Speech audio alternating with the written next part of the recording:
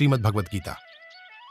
अध्याय 3 कर्मयोग यानी कर्म का विज्ञान। नमस्कार दोस्तों, इससे पहले अध्याय 1 में अर्जुन विषाद योग और अध्याय 2 में सांख्य योग सुना ही होगा। प्रिय मित्र, आज हम सुनाएंगे श्रीमद् भगवत गीता का तृतीय अध्याय कर्मयोग यानी कर्म का विज्ञान।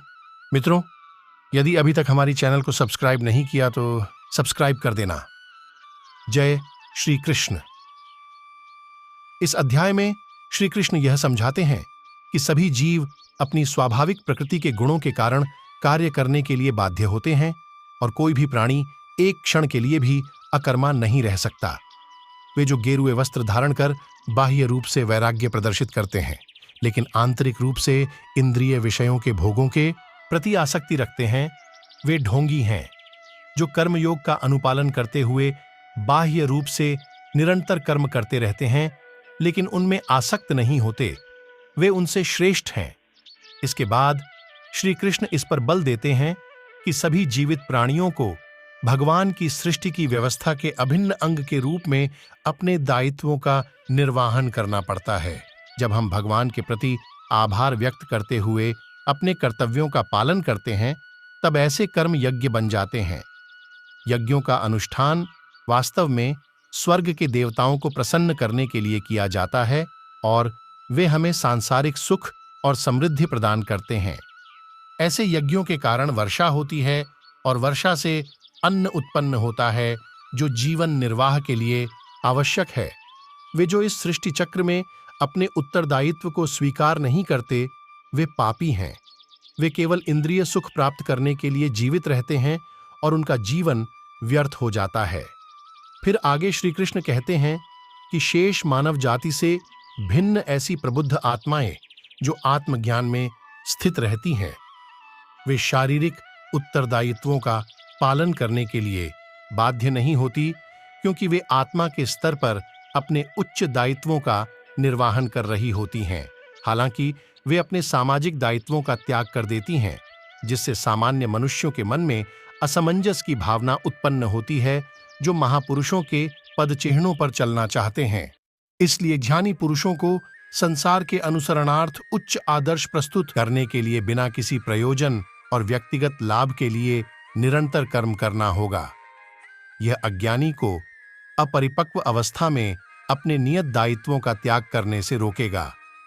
अतीत में महान राजर्षियों जैसे कि राजा जनक और अन्य राजाओं का यही उद्देश्य था, जिन्होंने अपने सांसारिक दायित्वों का निर्वहन किया था। तत्पश्चात अर्जुन पूछता है कि लोग अनिच्छा से पापपूर्ण कर्मों में प्रवृत्त क्यों होते हैं?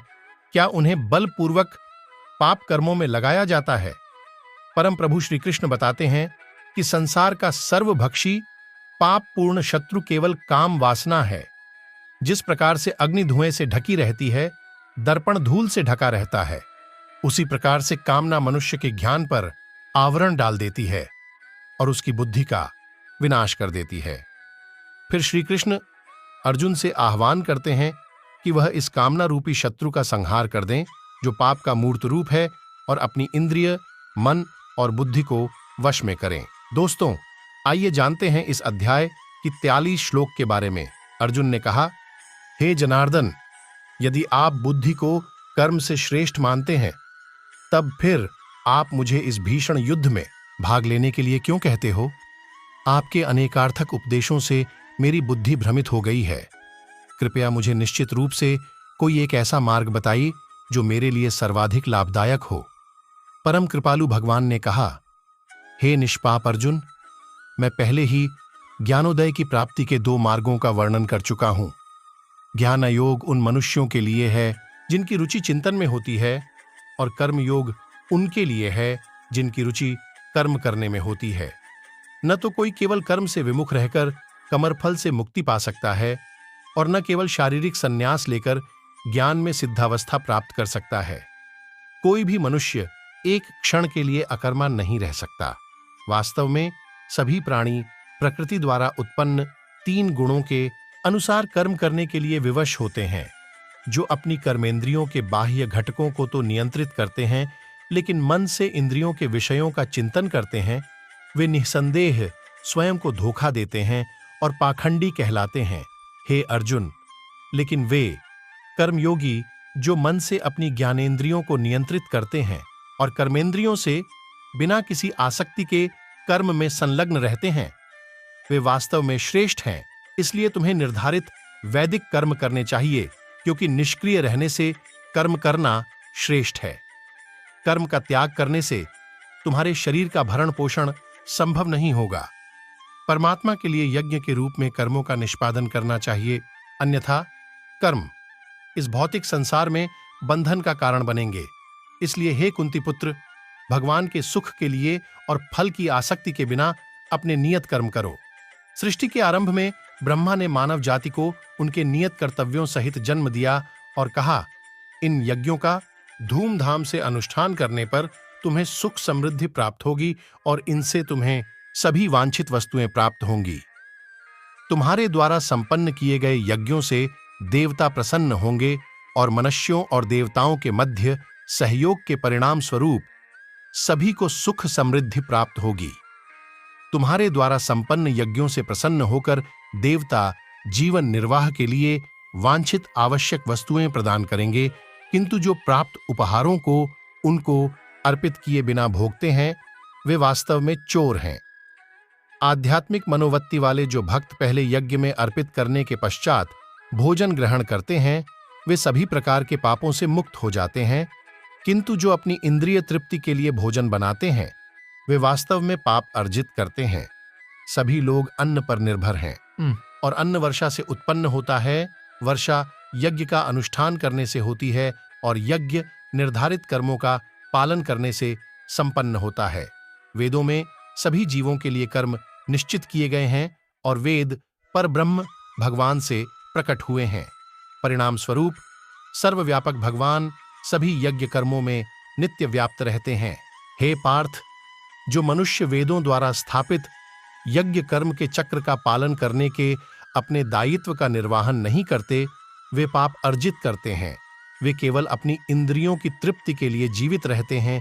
वास्तव में उनका जीवन व्यर्थ ही है।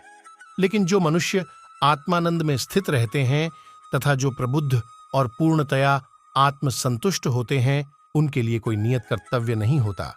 ऐसी आत्मलीन आत्माओं को अपने कर्तव्य का पालन करने या उनसे विमुख होने से कुछ पाना या खोना नहीं होता और न ही उन्हें अपनी निजी आवश्यकताओं की पूर्ति के लिए अन्य जीवों पर निर्भर रहने की आवश्यकता होती है। अतः आसक्ति का त्याग कर अपने कार्य को कर्तव्य समझकर फल की आसक्ति के बिना निरंतर कर्म करने से ही किसी को परमात्मा की प्राप्ति होती है। राजा जनक और अन्य महापुरुषों ने अपने नियत कर्मों का पालन करते हुए सिद्धि प्राप्त की थी। इसलिए तुम्हें भी अपने कर्तव्यों का निर्वाहन करते हुए समाज के कल्याण के लिए अनुकरणीय उदाहरण प्रस्तुत करना चाहिए। महापुरुष जो भी कर्म करते हैं, सामान्य जन उनका पालन करते हैं। वे जो भी आदर्श स्थापित करते हैं, सारा संसार उनका अनुसरण करता है। हे पार्थ, समस्त तीनों लोकों में मेरे लिए कोई कर्म निश्चित नहीं है। न ही मुझे किसी पदार्थ का अभाव है और न ही मुझ में कुछ पाने की अपेक्षा है। फिर भी मैं निश्चित कर्म करता हूं। यदि मैं सावधानी पूर्वक नियत कर्म नहीं करता, तो सभी लोगों ने निश्चित रूप से सभी प्रकार से मेरे मार्ग का ही अनुसरण किया होता। यदि मैं अपने निर्धारित कर्म नहीं करता, तब ये सभी लोक नष्ट हो जाते और मैं संसार में उत्पन्न होने वाली अराजकता के लिए उत्तरदायी होता और इस प्रकार से मानव जाति की शांति का विनाश करने वाला कहलाता। हे भरतवंशी, जैसे अज्ञानी लोग फल की आसक्ति की कामना से कर्म करते हैं, उसी प्रकार बुद्धिमान मनुष्यों को लोगों को उचित मार्ग की ओर चलने के लिए प्रेरित करने हेतु अनासक्त रहकर कर्म करना चाहिए। ज्ञानवान मनुष्यों को चाहिए कि वे अज्ञानी लोगों को, जिनकी आसक्ति इस काम कर्म करने में रहती है, उन्हें कर्म करने से रोककर उनकी बुद्धि में मतभेद उत्पन्न न करें, अपितु स्वयं ज्ञान युक्त होकर अपने कार्य करते हुए उन अज्ञानी लोगों को भी अपने नियत कर्म करने के लिए प्रेरित करना चाहिए। जीवात्मा देह के मिथ्या ज्ञान के कारण स्वयं को अपने सभी कर्मों का कर्ता समझती है। यद्यपि विश्व के सभी कार्य प्रकृति के 3 गुणों के अंतर्गत संपन्न होते हैं, लेकिन अहंकारवश हे महाबाहु अर्जुन, तत्वज्ञानी आत्मा की पहचान गुणों और कर्मों से भिन्न करते हैं। वे समझते हैं कि इंद्रिय, मन आदि के रूप में केवल गुण ही हैं, जो इंद्रिय विषयों में संचालित होते हैं और इसलिए वे उनमें नहीं फंसते। वे मनुष्य जो प्रकृति के गुणों के प्रभाव से मोहित होकर फल प्राप्ति की कामना के साथ अपने कर्म करते हैं, लेकिन बुद्धिमान पुरुष जो इस परम सत्य को जानते हैं, उन्हें ऐसे अज्ञानी लोगों को विचलित नहीं करना चाहिए जिनका ज्ञान अल्प होता है। अपने समस्त कर्मों को मुझको अर्पित करके और परमात्मा के रूप में निरंतर मेरा ध्यान करते हुए कामना और स्वार्थ से रहित होकर अपने मानसिक दुखों को त्याग कर युद्ध करो। जो मनुष्य अगाध श्रद्धा के साथ मेरे इन उपदेशों का अनुपालन करते हैं और दोष दृष्टि से परे रहते हैं, वे कर्म के बंधनों से मुक्त हो जाते हैं। किंतु जो मेरे उपदेशों में दोष ढूंढते हैं, वे ज्ञान से वंचित और विवेकहीन होते हैं। इन सिद्धांतों की उपेक्षा करने से वे अपने विनाश का कारण बनते हैं। बुद्धिमान लोग भी अपनी प्रकृति के अनुसार कार्य करते हैं, क्योंकि सभी जीव अपनी स्वाभाविक प्रवृत्ति से प्रेरित होते हैं। किसी को दमन से क्या प्राप्त हो सकता है? इंद्रियों का इंद्रिय विषयों के साथ स्वाभाविक रूप से राग और द्वेष होता है, किंतु मनुष्य को इनके वशीभूत नहीं होना चाहिए, क्योंकि ये आत्मकल्याण के मार्ग के अवरोधक और शत्रु हैं। अपने नियत कार्यों को दोष युक्त संपन्न करना अन्य के निश्चित कार्यों को समुचित ढंग से करने से कहीं अधिक श्रेष्ठ होता है। वास्तव में अपने कर्तव्य का पालन करते हुए मरना दूसरों के जोखिम से युक्त भयावह मार्ग का अनुसरण करने से श्रेयस्कर होता है। अर्जुन ने कहा, हे वृष्णिवंशी, श्री कृष्ण, इच्छा न होते हुए भी मनुष्य पापजन्य कर्मों की ओर क्यों प्रवृत्त होता है? ऐसा प्रतीत होता है कि उसे बलपूर्वक पाप कर्मों में लगाया जाता है।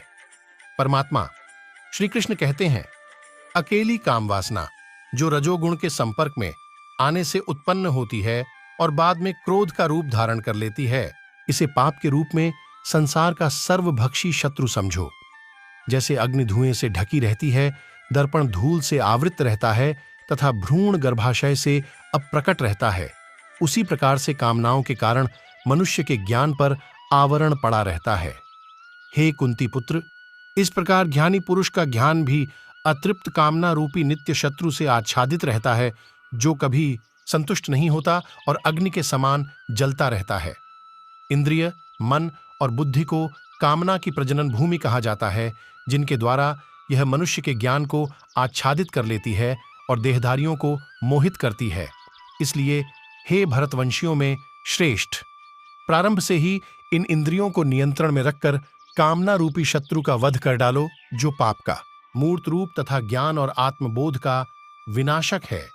इंद्रियां स्थूल शरीर से श्रेष्ठ हैं और इंद्रियों से उत्तम मन, मन से श्रेष्ठ बुद्धि और आत्मा बुद्धि से भी परे है।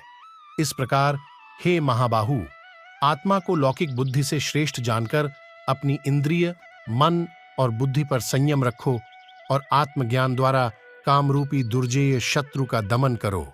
दोस्तों, इसी में इस अध्याय की समाप्त हो जाता है। नेक्स्ट अध्याय लाएंगे अगला वीडियो में। तब तक के लिए धन्यवाद।